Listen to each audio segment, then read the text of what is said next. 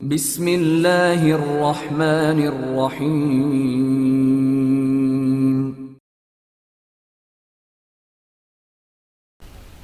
بوغا Imran series, مصنف ابن صفی۔ دوسرا باب، جزیروں کی روح۔ رانا پیلس کی فضا ان دنوں صرف اس اعتبار سے پرسکون تھی کہ کئی دنوں سے ادھر عمران کا گزر نہیں ہوا تھا۔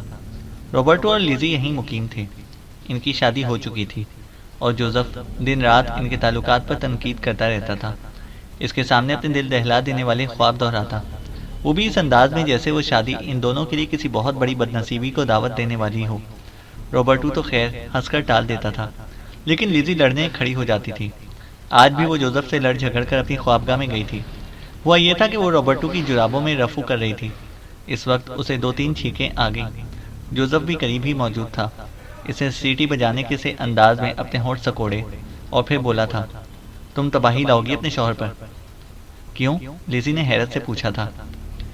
رمیگاشی تمہاری ناک میں اپنی دم ہلاتا ہے، مگر تم عورتوں میں اتنی تاب کہاں کہ اپنی چھینکیں روک سکو، خواہ شوہر کو مردہ خور گدھ ہی کیوں نہ نوچ کھائیں۔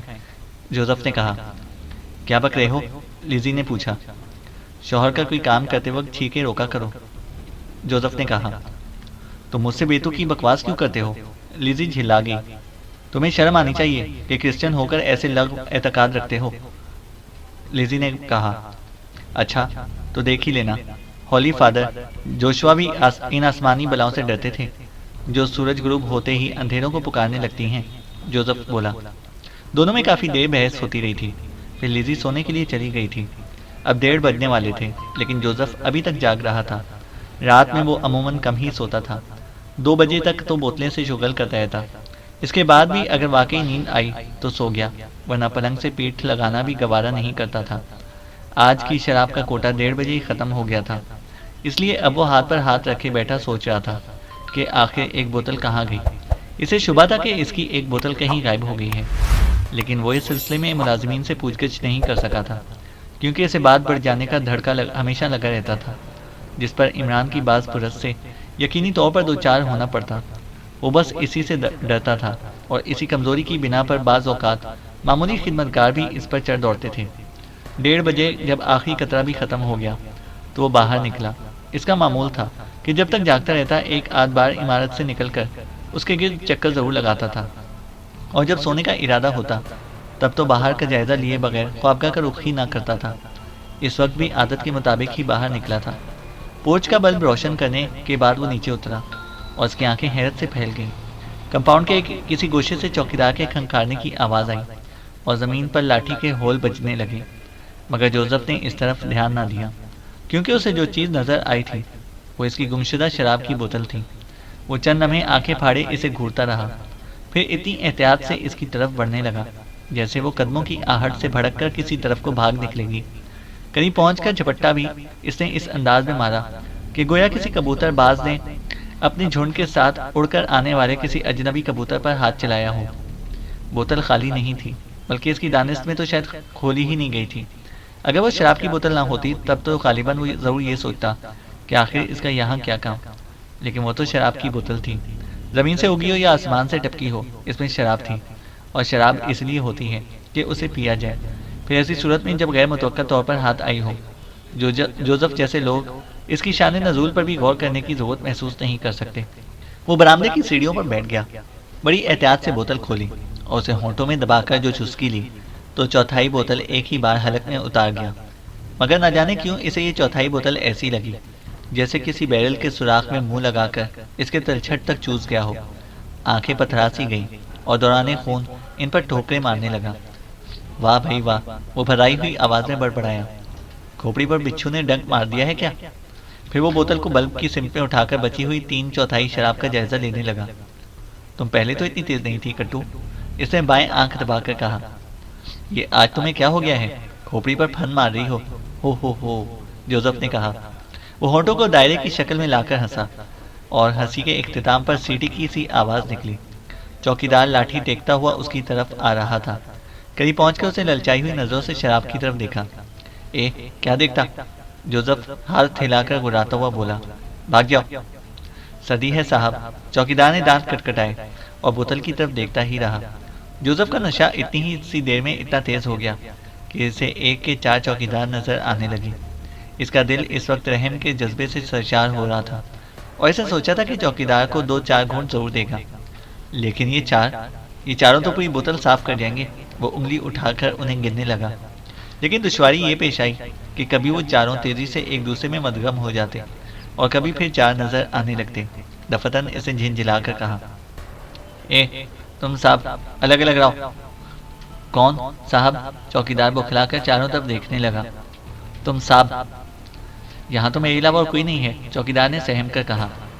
جوزف کو اس کے اس جھوٹ پر بڑا غصہ آیا۔ اس نے بوتل تیسری سیڑھی پر رکھ دی اور مٹھی بھینچ کر اٹھا۔ اسے تہیا کر لیا تھا کہ اس بدتمیز چوکیدار کو ضرور پیٹے گا جو اتنی ڈھٹائی سے اس بات کی تردید کر رہا ہے۔ چوکیدار اچھل کر پیچھے ہٹ گیا۔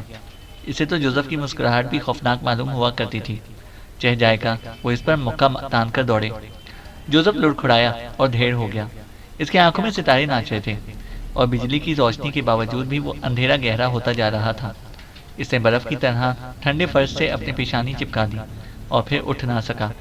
چوکیدار کو جب اچھی طرح اطمینان ہو گیا کہ جوزف ہوش میں نہیں ہے تو اس نے بوتل اٹھا کر شراب کی مقدار کا اندازہ کیا اور سوچنے لگا کہ اگر وہ 2-3 لمبے گھونٹ لے کر بچی ہوئی شراب میں اتنا ہی پانی ملا دے تو جوزف کے فرشتے بھی اس چوری کا پتہ نہیں لگا سکیں گے۔ چوکیدار نے پہلے کبھی اسے اس حال میں نہیں دیکھا تھا۔ اس نے سوچا کہ ممکن ہے کہ آج وہ درجنوں بوتلیں چڑھا گیا ہو۔ وہ بھی سیڑھی پر بیٹھ گیا، بوتل اٹھائی، کاک کھولا اور ہونٹوں میں دبا کر ایک چھوٹا سا گھونٹ لیا اور پھر صرف 3 ہی گھونٹوں نے اسے بھی تارے دکھا دیے۔ اس نے سوچا کہ شراب تیز ہے، اس لیے چوتھے گھونٹ کی ہمت نہ کرنی چاہیے، ورنہ ہو سکتا ہے کہ اسے بھی جوزف ہی کی طرح ڈھیر ہو جانا پڑے۔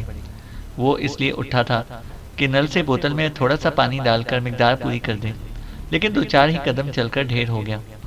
تھوڑی ہی دیر بعد اچانک روبرٹو کے کمرے میں چیخیں گونجنے لگی، جن کی آوازیں ملازمین تک نہیں پہنچی تھیں کیونکہ وہ سرونٹس کوارٹر میں سوئے پڑے تھے۔ لیزی روبرٹو کے برابر ہی والے کمرے میں سو رہی تھی۔ وہ اس کی چیخیں سن کر جاگی اور وہ کھلائی ہوئی باہر نکل آئی۔ اس کی خوابگاہ کے دروازے پر رک کر اسے آوازیں دی اور بھرپور قوت سے دروازہ پیٹنے لگی۔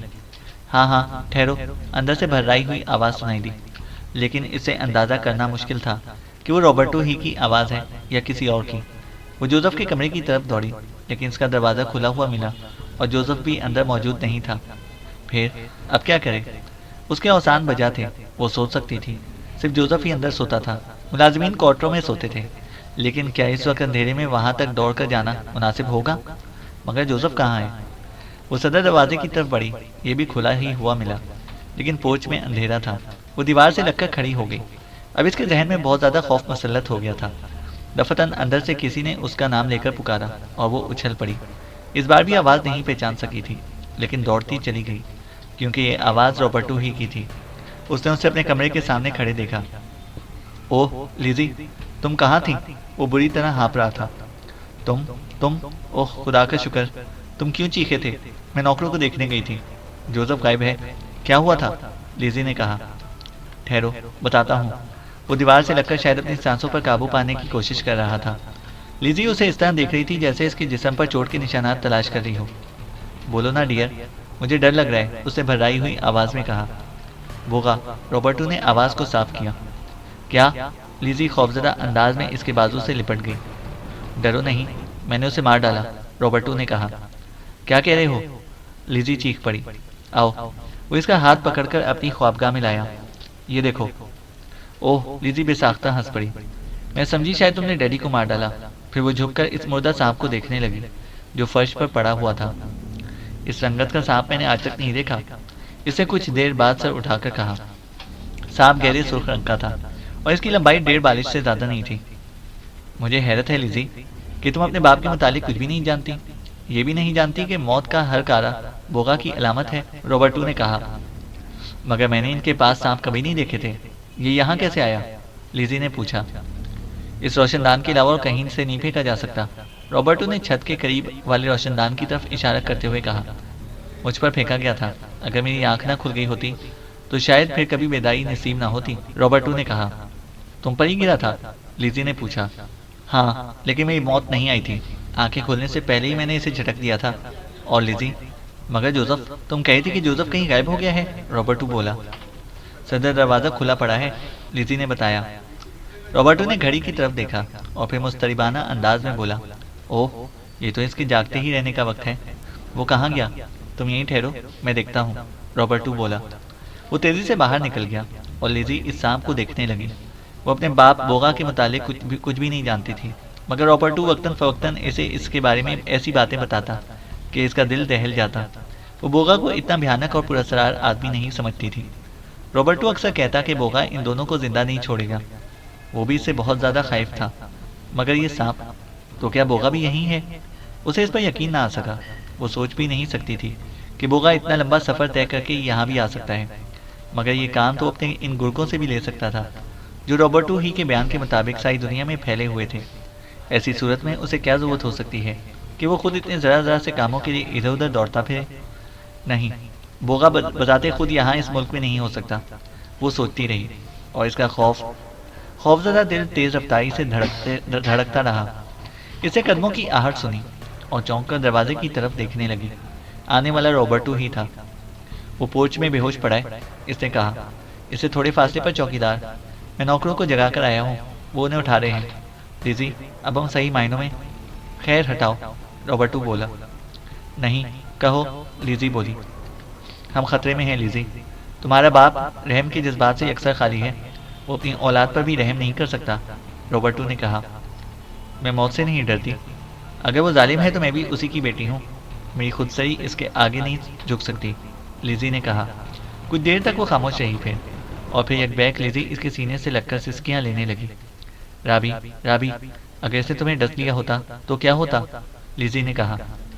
اوہ چھی، وہ اس کا شانہ تھپکتا ہوا بولا۔ تم رو رہی ہو؟ میں بھی موت سے نہیں ڈرتا ہنی، میرا تو جی بھر گیا ہے بوغا کے گندے بزنس سے، شریفوں کی طرح گھریلو زندگی بسر کرنے کے خواب دیکھ رہا تھا۔ تم یہ کیوں بھول جاتی ہو کہ اٹلی کی حکومت رابرٹو کو 40 آدمیوں کے قتل کے جرم میں مأخوذ کر چکی ہے؟ میرے سینے میں ابھی وہ دل مردہ نہیں ہوا، میں ایک بار پھر آگ اور خون سے کھیل سکتا ہوں۔ اوہ ٹھہرو، میں عمران کو اس کی اطلاع کر دوں، رابرٹو نے کہا۔ وہ لیزی کو ایک آرام کرسی میں ڈال کر کمرے سے چلا گیا۔ لیزی اپنے آنسو خشک کر رہی تھی۔ رابرٹو کی واپسی تک وہ پھر خود کو پرسکون محسوس کرنے لگی تھی۔ رابرٹو نے 2 گلاسوں میں تھوڑی تھوڑی برانڈی انڈیلی اور گلاس لیزی کی طرف بڑھاتا ہوا بولا، آج کی رات بڑی سردی ہے، یہ عمران کیا کر لے گا؟ لیزی نے گلاس لیتے ہوئے کہا۔ بظاہر رابرٹو مسکرایا۔ وہ ایک پرلے سرے کا گاؤدی آدمی ہے، لیکن یہ حقیقت ہے کہ بعض اوقات یہی دل چاہتا ہے کہ اس کے سامنے کان پکڑ لوں، رابرٹو بولا۔ میں ایسے آدمیوں کو پسند نہیں کرتی جو لہجہ بلہجہ بدلتے رہتے ہوں، لیزی بولی۔ ایسی تو کوئی بات نہیں ہے اس کے ساتھ، ہاں کسی حد تک تم اس کی زبان کو ضرور الزام دے سکتی ہو، رابرٹو بولا۔ سچ پوچھو تو اس کے معاملے میں عجیب حال ہے، کبھی میں اسے پسند کرتی ہوں اور کبھی اس سے شدت سے نفرت کرنے لگتی ہوں کہ شکل دیکھنے کو بھی جی نہیں چاہتا، لیزی نے کہا۔ وہ ایسا ہی آدمی ہے، آج کل تو وہ ہر وقت کاندھے پر ایئر گن لٹکائے رہتا ہے، رابرٹو نے ہنس کر کہا۔ بس اس کی یہی حماقتیں گراں گزرتی ہیں، لیزی نے کہا۔ رابرٹو کچھ نہ بولا، وہ اس حادثے کے متعلق سوچ رہا تھا۔ جوزف کی بے ہوشی اس کے لیے بالکل نئی چیز تھی، یہ تو سوچا ہی نہیں جا سکتا تھا کہ شراب اس کی بے ہوشی کی وجہ بنی ہوگی، کیونکہ وہ بلا نوش تھا۔ پھر چوکیدار کی بے ہوشی، وہ اس کے منہ سے شراب کی بو آ رہی تھی، لیکن اس کے یا جوزف کے قریب رابرٹو کو نہ تو کوئی بوتل ملی اور نہ ہی گلاس۔ وہ سوچتا رہا۔ اس درمیان میں ملازموں کی آوازیں بھی عمارت میں سنائی دینے لگی۔ وہ شاید جوزف اور چوکیدار کو اندر لائے تھے۔ رابرٹو اٹھا اور اس کے ساتھ لیزی بھی اٹھ گئی۔ وہ دونوں جوزف کے کمرے میں آئے اور وہ ابھی بے ہوش تھا۔ میرا خیال ہے کہ اسے کوئی خواب آور چیز دی گئی ہے، رابرٹو نے کہا۔ یہ ضروری تھا کیونکہ یہ رات گئے تک جاگتا رہتا ہے، ظاہر ہے کہ اس کا بیدار رہنا ان کے ارادوں میں حارج ہو سکتا تھا، رابرٹو بولا۔ تو کیا وہ کہہ رہے ہوں گے رابی؟ لیزی نے پوچھا۔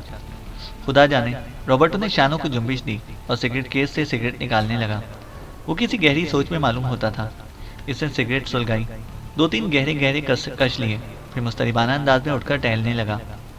تم کیا سوچ رہے ہو رابی؟ لیزی نے اسے ٹوکا۔ اوہ دیکھو، وہ ٹہلتے ٹہلتے رک کر بولا، یہ سانپ اس لیے پھینکا گیا تھا کہ ڈس لے۔ اور کیا؟ لیزی کا انداز استفہامیہ تھا۔ لیکن اس سے مجھے ڈسا نہیں، رابرٹو بولا۔ تم جلد آ گئے تھے، ہمیں خدا کا شکر ادا کرنا چاہیے، لیزی بولی۔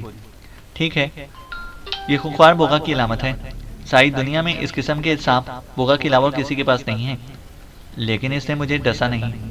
بوغا مجھے زندہ نہیں دیکھنا چاہتا، ہر ایک یہی کہے گا، مگر سوال یہ پیدا ہوتا ہے لیزی کہ کیا یہی ایک طریقہ ہو سکتا تھا اس روشن دان سے جو سانپ پھینک سکتا تھا ہے کیا وہ فائر نہیں کر سکتا؟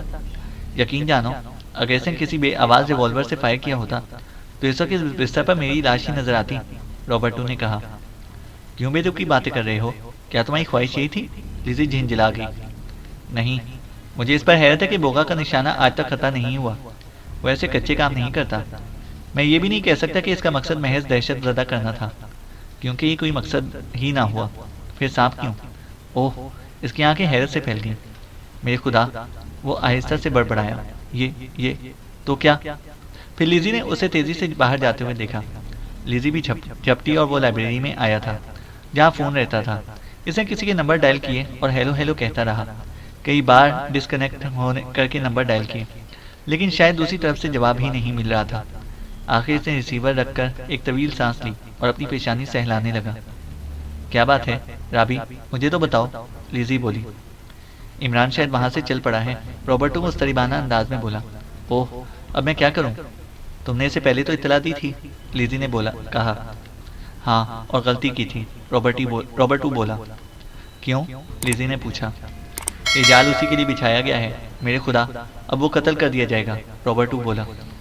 کیا کہہ رہے ہو تم؟ ہوش میں ہو یا نہیں؟ لیزی نے اس کا شانہ پکڑ کر جھنجھوڑ ڈالا۔ مجھے یقین ہے کہ یہ جال اسی کے لیے پھیلایا گیا ہے، مجھ پر سانپ پھینکا جائے، میں اس کی اطلاع عمران کو دوں اور عمران یہاں دوڑا آئے۔ آج تک کوئی بھی بوگا کو للکارنے کی ہمت نہیں کر سکا۔ یہ عمران ہی تھا جو اس کی قید سے نکل آیا۔ دیکھو لیزی، اگر میں اس کا ساتھ نہ دیتا تبھی وہ بوگا کی قید میں زیادہ دنوں تک نہیں رہ سکتا تھا۔ یہ وہ آدمی ہے جس کی وجہ سے میکلورنس کے سر کے کئی ٹکڑے ہو گئے تھے۔ سنگھ ہی جیسے آدمی کو اسی میں عافیت نظر آئی تھی کہ اسے بھتیجا کہہ کر اپنی جان بچائے، لہٰذا بوگا سے ایسی حماقت نہیں سرزد ہو سکتی کہ اسے کھلی ہوئی چھوٹ دے دے، رابرٹو کہتا چلا گیا۔ مگر عمران، لیزی نے کہا۔ ہاں، وہ آج کئی دنوں سے اپنے فلیٹ میں نہیں ہے، لیکن شہری میں کہیں ہے۔ جوزف بھی اس کی جائے قیام سے واقف نہیں ہے۔ ویسے وہ روز ہی مجھ سے فون پر گفتگو کرتا رہتا ہے، اس وقت بھی جاگ کر اس نے ہی میری کال کا جواب دیا تھا، لیکن اس بار کوئی جواب ہی نہیں مل رہا۔ اس کا مطلب یہی ہو سکتا ہے کہ وہ چل پڑا ہے۔ میرے خدا، رابرٹو کراہ کر بیٹھ گیا۔ پھر بولا، لیزی ڈارلنگ، بوتل یہیں اٹھا لو، تم پھر بہت پینے لگے ہو، لیزی نے برا سا منہ بنا کر کہا۔ اچھا رہنے دو، میں صرف تھکن دور کرنا چاہتا تھا، رابرٹو نے کہا۔ لیزی کچھ کہنے والی تھی کہ ایک آدمی لائبریری میں داخل ہوا، لیکن اس کا چہرہ اوور کوٹ کے کالر اور فلیٹ ہیڈ کی اوٹ میں تھا۔ رابرٹو نہ صرف اچھل کر کھڑا ہو گیا بلکہ لیزی نے اس کے ہاتھ میں ریوالور بھی دیکھا تھا۔ میں دوست ہوں، آنے والے نے کہا، اور لیزی بوکھلا گئی کیونکہ آواز بالکل رابرٹو کی ہی سی تھی، اور رابرٹو نے بھی پلکیں جھپکائیں۔ لیزی نے اجنبی کو کالر گراتے اور فلیٹ ہیڈ کا گوشہ اوپر اٹھاتے دیکھا۔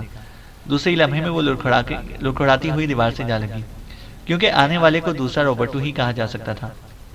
کیا میں تمہیں گولی مار دوں؟ رابرٹو نے بھررائی ہوئی آواز میں کہا۔ ایسی حماقت بھی نہ کرنا، اس کے ہم شکل نے جواب دیا۔ میرا ہاتھ جیب میں پڑے ہوئے ریوالور پر ہے، انگلی ٹریگر پر، اور ریوالور کا رخ لیزی کی طرف ہے۔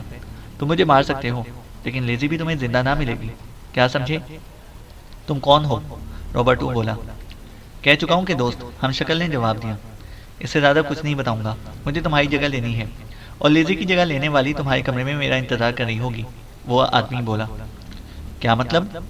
تم دونوں کو اسی وقت سفر پر روانہ ہونا ہے جس کا تذکرہ تم سے عمران نے کیا تھا، ہم شکل نے کہا۔ اوہ، مگر میں لیزی کو ساتھ نہیں لے کر جانا چاہتا، رابرٹو نے کہا۔ رابی، لیزی نے آنکھیں نکالی، میں تم سے کہہ چکی ہوں کہ تم تنہا نہیں جا سکتے، میں ہر حال میں ساتھ چلوں گی۔ رابرٹو کا ہم شکل بولا۔ عمران جانتا تھا کہ وہ نہیں چاہتا کہ اس قسم کی کوئی دشواری پیدا ہو، اس لیے تم دونوں ساتھ ہی جاؤ گے۔ عمران کہاں ہے؟ رابرٹو نے پوچھا۔ میں نہیں جانتا، ہم شکل نے جواب دیا۔ ہمیں جو حکم ملا ہے اس پر عمل کر رہے ہیں، وقت ضائع نہ کرو، چلو اس کمرے میں جہاں میک اپ کا سامان ہے، ہم شکل نے کہا۔ رابرٹو نے ریوالور جیب میں رکھ لیا اور اپنے کمرے کی طرف چلنے لگا۔